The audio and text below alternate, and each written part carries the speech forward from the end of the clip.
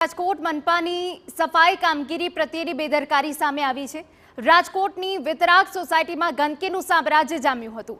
સોસાયટીના દરવાજાથી લઈને રસ્તા ઉપર ઘાસ ઉગી નીકળ્યું હતું। જ્યાં ત્યાં પાણી ભરાયેલા રહેતા ગંદકી જામી હતી। આ ગંદકી એટલી અસહ્ય હતી કે વિતરાગ સોસાયટીમાં રહેતા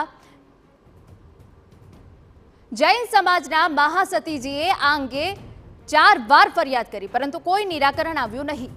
આખરે થાકીને મહાસતીજી સફાઈ માટે ઉપવાસ પર બેસી ગયા। મહાસતીજી ઉપવાસ પર ઉતરતા તંત્ર દોડતું થયું અને તાત્કાલિક મનપાના કોર્પોરેટર, અધિકારી, કર્મચારીઓ સ્થળ પર પહોંચી સફાઈ હાથ ધરી।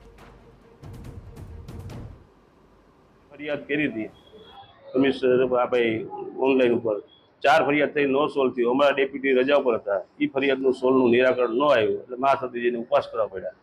જેથી અમારા ધ્યાને આવતા મનીષભાઈ રાડિયા અને મારા સાથી કોર્પોરેટર પુષ્કરભાઈને ધ્યાને આવતા એને તાત્કાલિક અમને જાણ કરી અને મનીષ અમારા પુષ્કરભાઈ છે એ એક 2 બેસણાના કાર્યક્રમમાં ગયા હતા। મને કે તું જરાક જઈને જોઈ લે, એ તાત્કાલિક જઈને વાત ઉપર જઈ અને પૂરેપૂરું બધી કર્મચારીને બોલાવી અને આ ફરિયાદને સોલ્વ કરાવી।